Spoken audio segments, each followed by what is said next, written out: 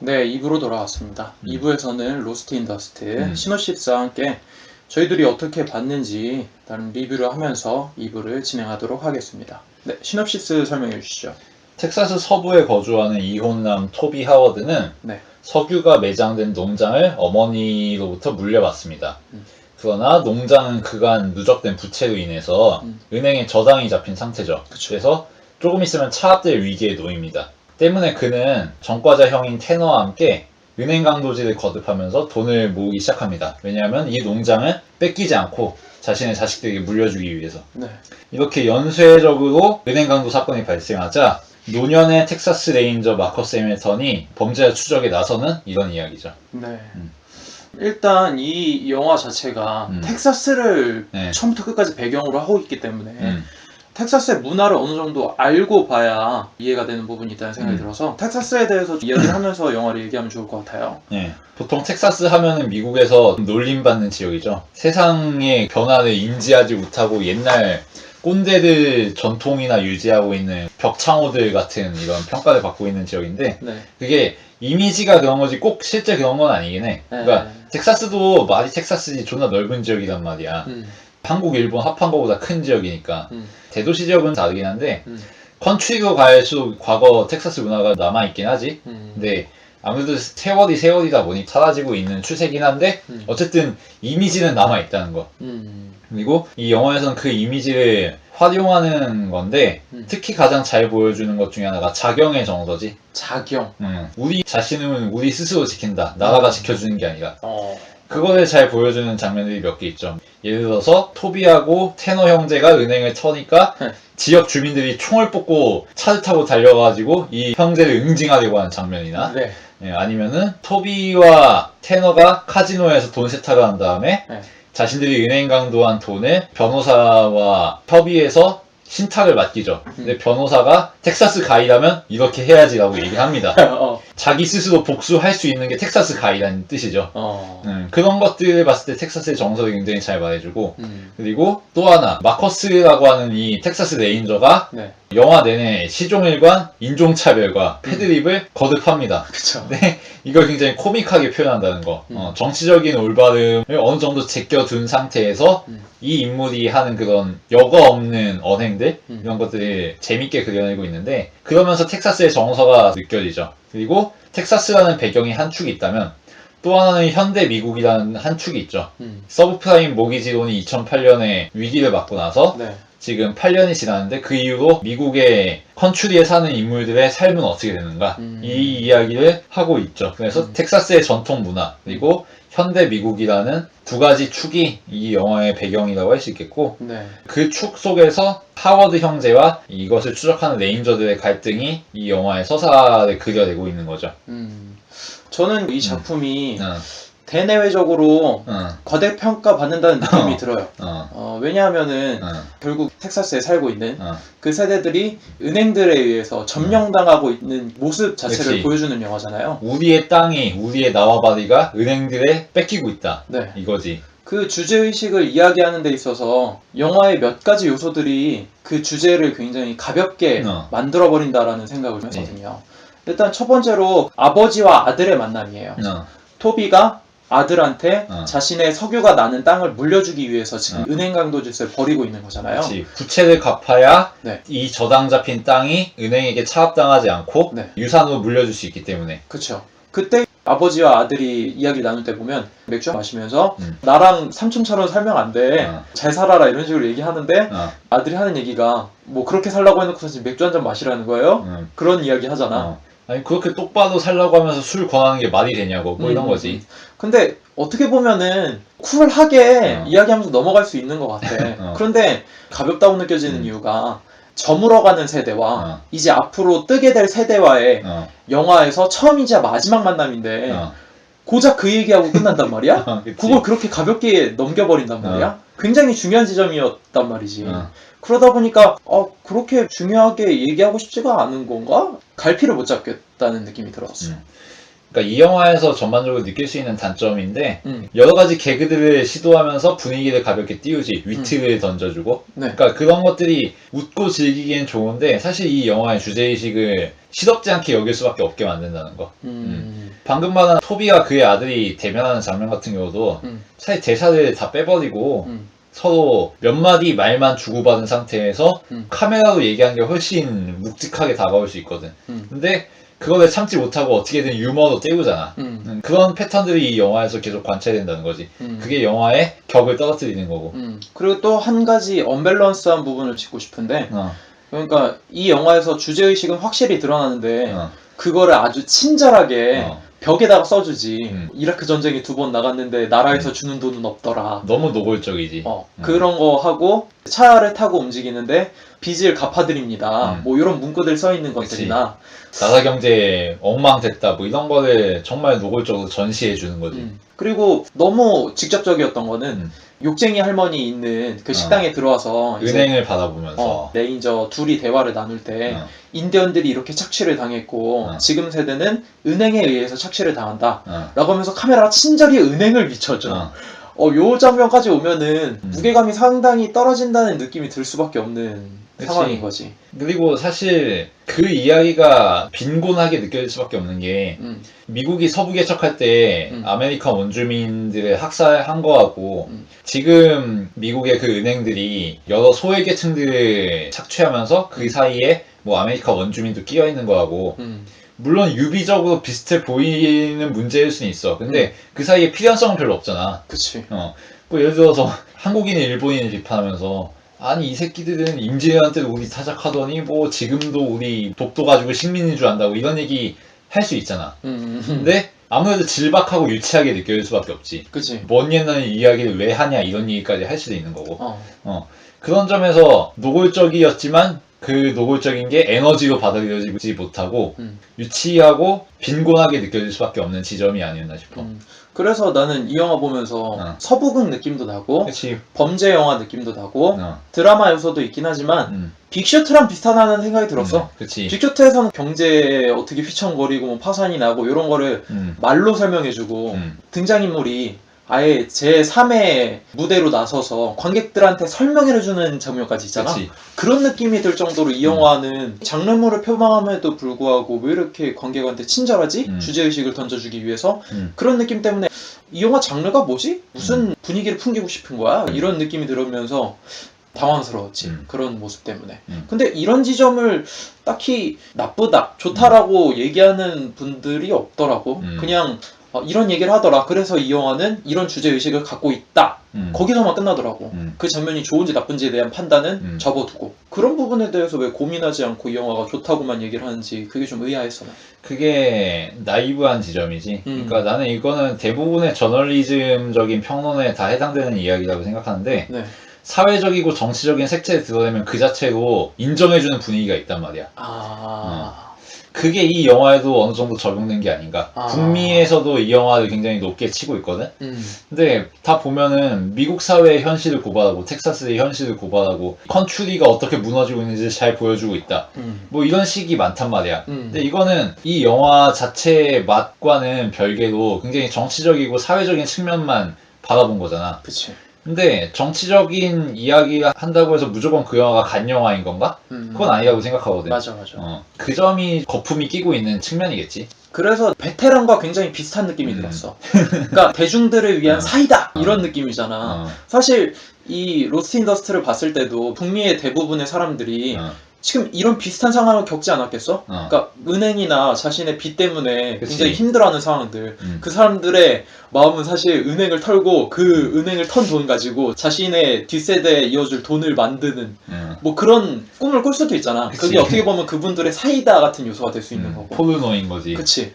그렇기 때문에 그런 자신들의 감정상 사이다로 느꼈기 때문에 마치 작년에 베테랑이 각종 국내 영화제에서 상을 탔듯 이 영화도 그런 부풀린 북미가 아니면 느끼지 못할 감정의 사람들이 좋다는 반응에 편승한 것이 않나 그 기류에 라는 생각이 들고 결정적으로 베테랑이랑 굉장히 비슷한 면모는 아트박스 사장이지.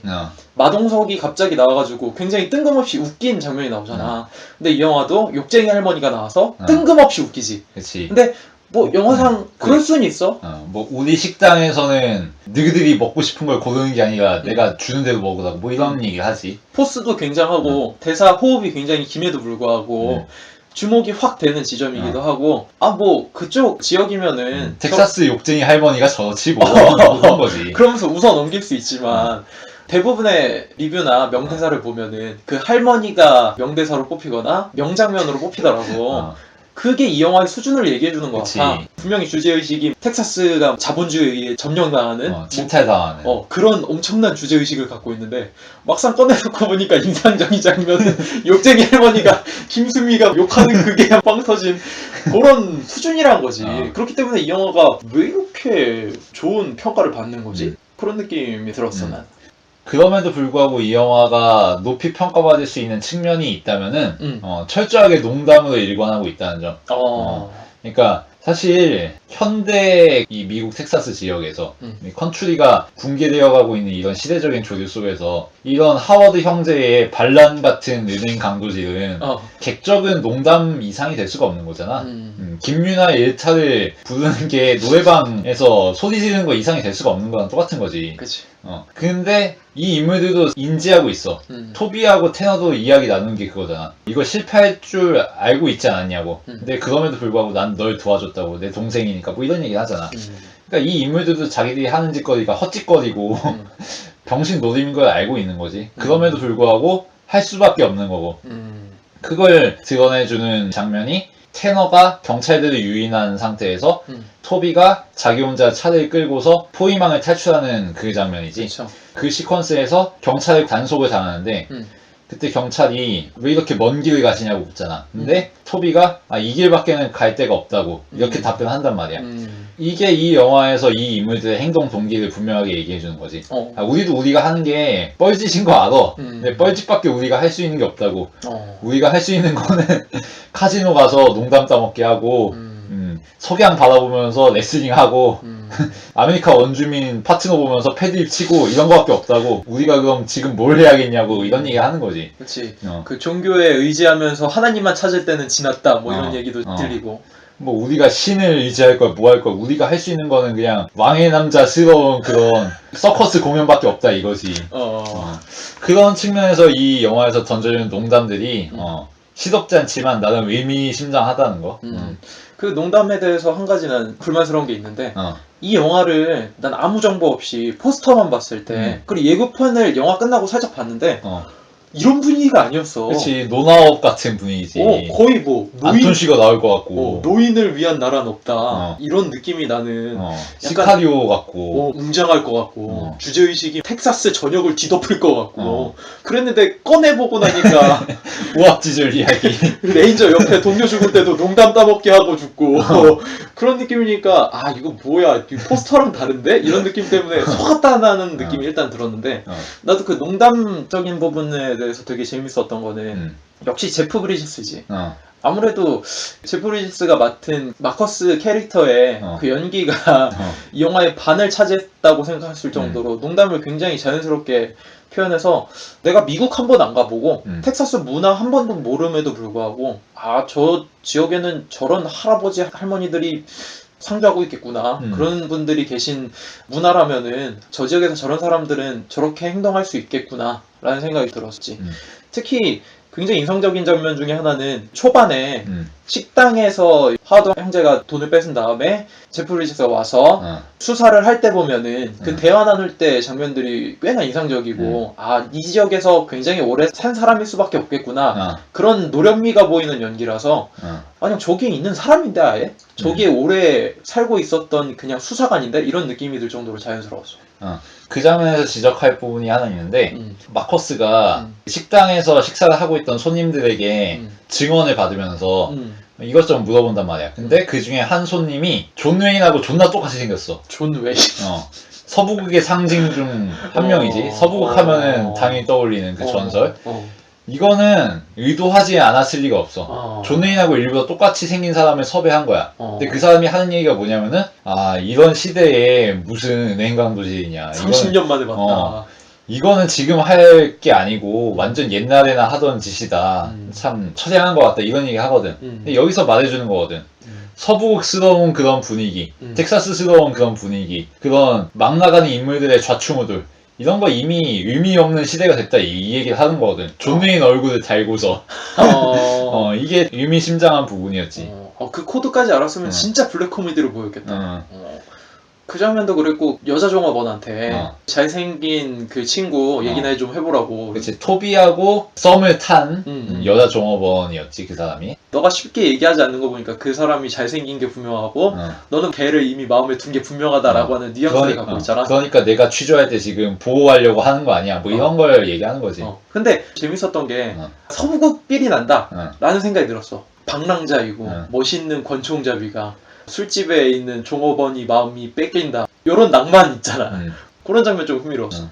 그러니까 마이클만의 히트가 떠오르더라고. 그러니까 히트 보면은 로버트 드니로하고 알파치노라는 대배우 하지만 전성기는 지난 두 배우를 섭외해가지고 그 둘이서 각각의 전문 영역을 과시하면서 퇴물이 된 자신들을 위안 삼고 서로 안쓰러워하는 그런 영화잖아 사실. 맞아. 야 너는 뭐 얼마나 잘난 놈이야. 야 내가 어마어마한 범죄자야 임마. 그래 나는 그거보다 더 대단한 형사인데 야 너나 나나 다 퇴물이지 뭔 개소리야. 뭐 이런 영화잖아 사실 히트가. 근데 이 영화도 비슷한 인상이 풍기더라고. 사실 마커스든 토비든 테너든 자신들이 이미 한물 간 사람들인 걸 알아. 그치. 그리고 텍사스에도 요즘 이런 사람들 없지. 밈으로만 있고 이미지로만 있는 거지. 이미 텍사스에서도 이 사람들은 구시대에 속한 인물들이란 말이야. 근데 그 인물들이 마지막으로 할 수 있는 자뻑이랄까? 그런 아까 말했던 그 왕의 남자스러운 그런 측면들? 그런 거를 보여주고 싶은 영화였다고 생각해. 그런 거에 공감하는 사람들은 높게 평가하게 된 게 아닌가? 그런 생각도 해. 극대화된 부분은 아무래도 카체이스라고 해야 되나? 카체이스라고 하기도 민망한데 그 장면이라고 볼 수밖에 없는 것 같아. 높은 산 정상에 올라서 자기 차를 백시키면서 터트려버리고 저격총으로 경찰들이랑 총싸움하는 느낌. 테너가 그 장면 보면은 자기의 마지막 존재의 가치를 증명하는 마치 어른들만 할 수 있는 총놀이?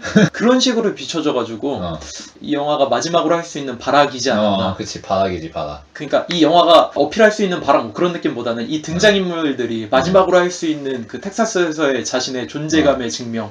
그래서 맨 마지막에 죽기 전에도 그런 얘기 하잖아. 난 평온의 지배자야. 평온의 제왕 뭐 지배자 뭐 이러면서. 그리고 그 직후에 이 마커스가 테너를 저격해버리지. 그치. 그 장면도 되게 재밌지. 총으로 쏴서 죽은 다음에 옆에 있는 그 젊은이한테 얼굴 때리면서 나 아직 안 죽었다 이런 느낌.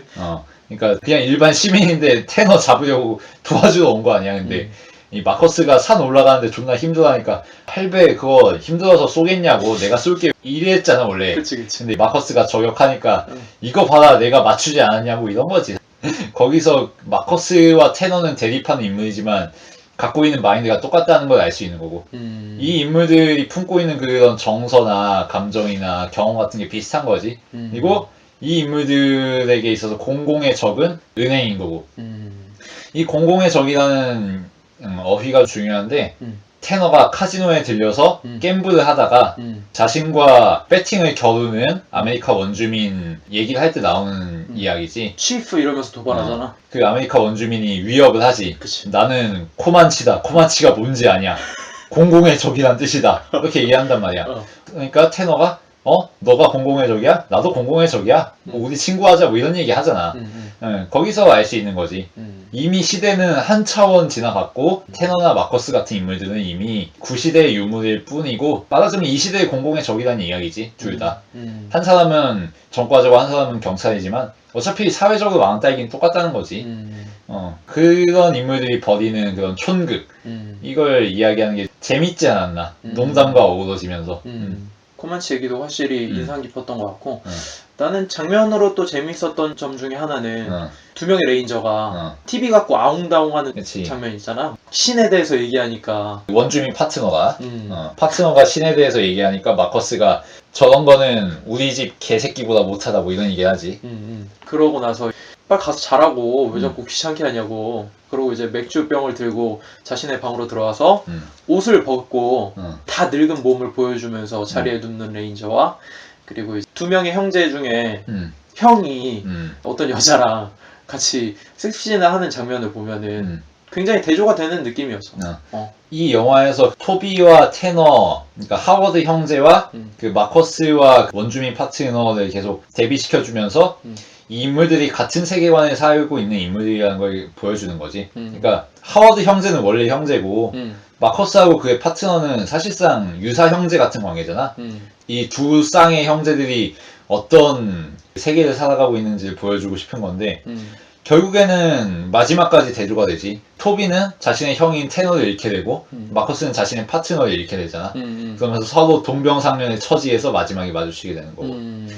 그리고 그 원주민 파트너가 죽는 장면도 상당히 인상적이지. 그 순간까지도 마커스는 원주민 파트너에게 농담 따먹기 하면서 인종차별 드립을 치고 있었거든. 그치. 그 사람이 죽을 거를 모르고. 근데 그 순간 저격을 당한단 말이야, 테너에게. 그러면서 마커스의 그런 감정이 터져 나오지.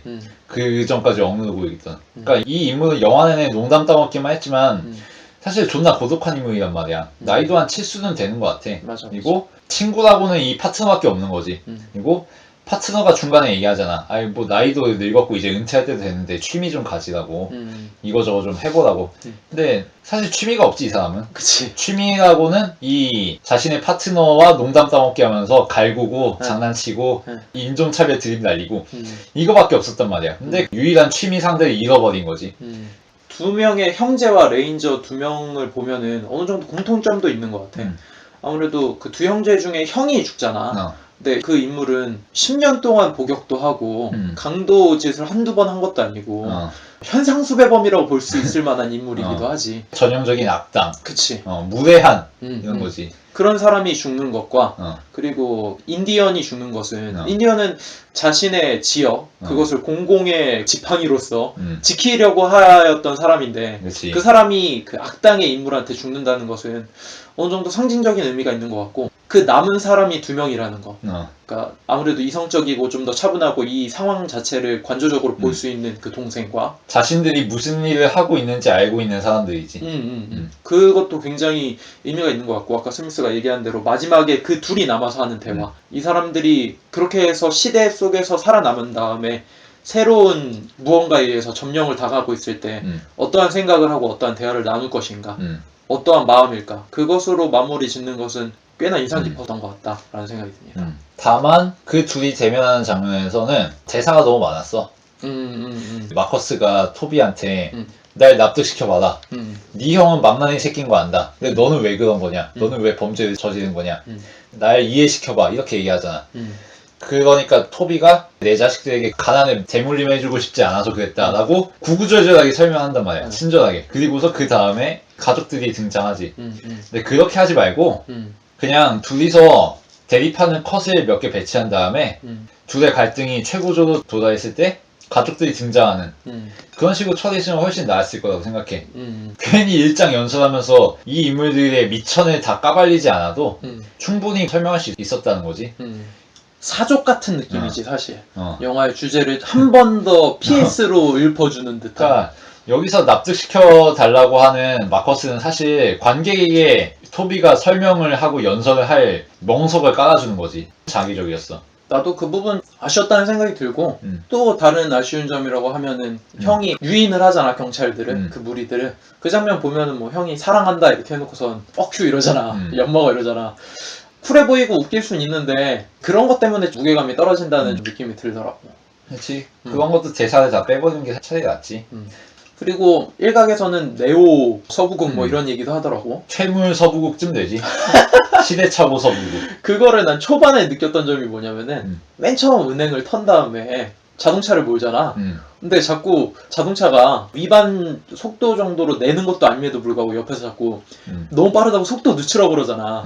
그러니까 서부국은 원래 말만 타는데 자동차를 타니까 생각보다 너무 빠른 거야. 나 그런 뉘앙스로 받았어. 말만 타던 그 총잡이들이 이제는 차를 탈래니까 이게 너무 빠른 거야. 그래가지고 규정 속도보다 낮음에도 불구하고 야 너무 빨라 속도 좀 낮춰 나 이거 말만 타다가 자동차 타니까 너무 빠르네. 그런 뉘앙스를 받았어. 세상이 너무 빠른 거지.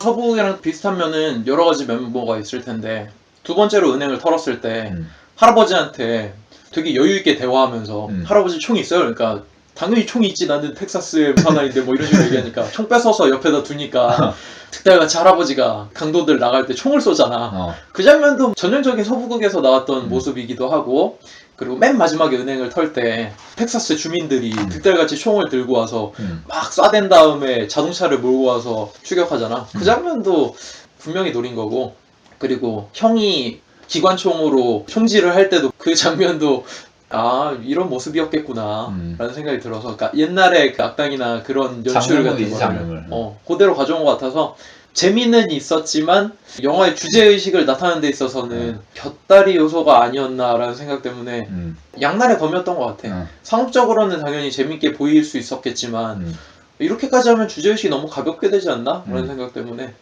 그쯤 되면은 어떠한 심각한 얘기를 해도 진지하게 받아들이기가 힘들어질 수 있어. 맞아. 그래서 그 보는 내내 이 부분은 진지한 부분인 거야? 이 부분은 웃긴 부분인 거야? 이거를 갈피를 잡느라고 애매해서 초반에 분명히 농담 같은 부분이 있었잖아. 아줌마가 야 멍청아 이러니까 테너가 정색을 하잖아. 멍청이란 말 듣고 또 한 번 멍청이라고 해봐. 그러니까 그 부분 사실 되게 웃긴 거잖아. 왜 멍청이한테 야 멍청아 이러면 나 멍청이 아니라고 막 이러면서 화내는 부분 있잖아. 그런 유머 코드인데 영화 시작부터 벽보에는 이라크 전쟁 갔다가 돈도 주지 않는다 그런 거 심각하게 써있다가 뭐 갑툭튀하니까 농담이 그래서 그 장단을 맞추기가 좀 어려웠던 부분이 있었어. 그래서 초반에는 의아했지. 이거 진지한 영화 같은데 개드립을 날리네? 이러다가 후반 가면 갈수록 아 이런 식으로 웃겨주네? 그럼 주제의식은 또 어떻게 진지하게 받아들여야 되나? 이런 감상에 있어서 선이 왔다 갔다 하는 부분이 있었어. 뭐 그래서 테마는 진지해. 근데 작법은 가벼워. 그러면은 진짜 경쾌하고 가볍게 밀어붙였어야 돼, 내 생각에. 정신없게. 이런 우압지졸들이 돈키호테스럽게 진짜 막 나간다고. 근데 그 와중에서 누적되는 게 있잖아. 아, 이 인물들이 그냥 정신없고 생각 없고 개념 없어서 이런 객적은 짓을 벌이는 게 아니라 이 인물들이 이렇게 행동하게 되는 상황이란 게 있다. 이거를 유머러스한 서사들이 전개되는 와중에 지속적으로 깔아주는 거지. 그럼 결말부쯤이나 절정부쯤에 진지하게 노선을 전환해도 자연스럽게 이해할 수 있거든. 이 비슷한 게 혐오스러운 마츠코 일생이지. 그거 한 중반부까지 진짜 막 나가거든. 얼척없게. 그치. 근데 그러면서 이 인물이 왜 혐오스러운 일생을 살아갈 수밖에 없었는지가 누적이 된단 말이야. 그러면서 일정 시점 즈음에 이 인물에 대해서 동정적인 카메라가 비춰지고 서사 전개가 돼도 관객들 입장에서 위화감을 느끼지 않는단 말이야. 그런 식의 연출이 필요하지 않았을까. 그러니까 정말 좀 B급 영화스럽게 처음부터 끝까지 밀어붙인 다음에 어느 정도 적당한 타이밍에 무게를 잡았으면은 나도 굉장히 공감하는 바야. 차라리 이 영화가 정신없게 밀고 붙였더라면은 더 유쾌한 상업 영화로서 던져주는 메시지는 결코 가볍지 않은 그러나 영화적인 작법은 팝콘 무비로서 손색 없는 그렇게 나왔을 것 같은데 그런 거를 떨어뜨린 장면들이 몇몇 있었어. 확실히 그 어머니가 돌아가셨다고 했을 때 그 어머니의 방을 비춰주면서 두 형제가 막 안타까워하는 대화를 나눌 때 보면은 존나 무게 잡지 그때. 전형적인 미국 드라마 느낌도 나 사실. 그때 보면 난 영화 같진 않았어. 그때 보여주는 연출이 그냥 아 어머니 돌아가셔서 이 형제들이 이런 마음을 느끼는구나.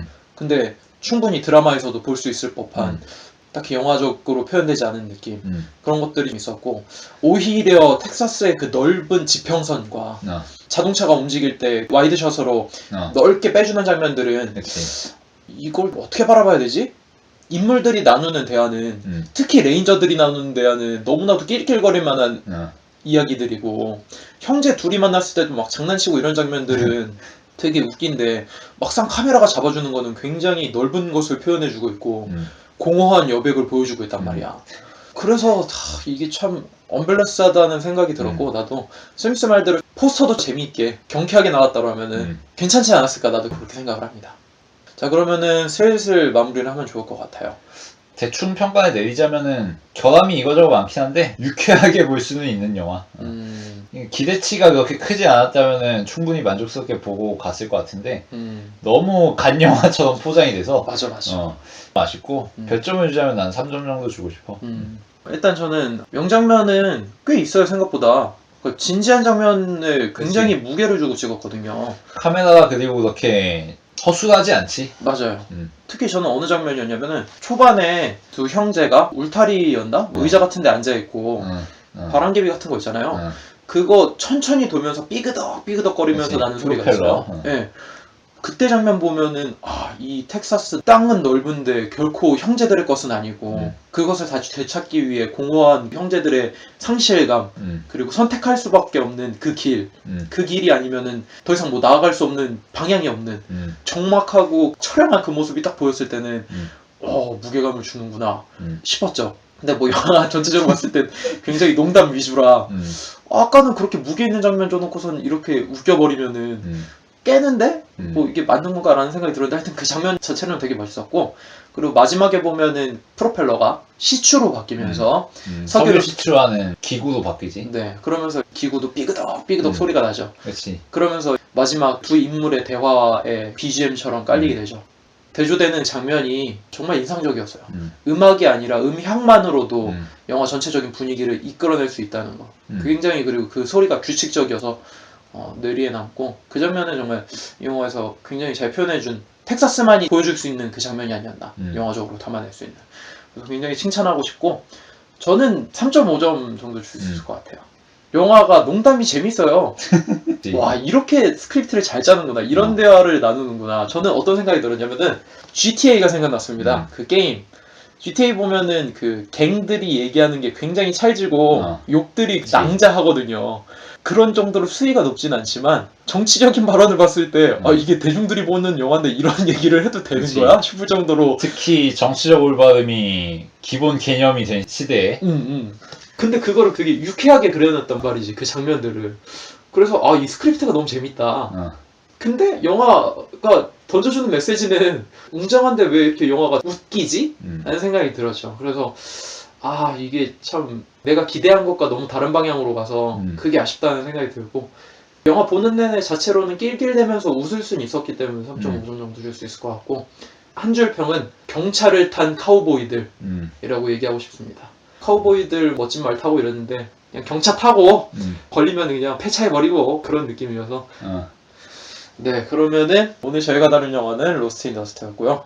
다음 주에는 제가 다룰 영화를 통해서 96화로 만나 뵙도록 하겠습니다. 감사합니다.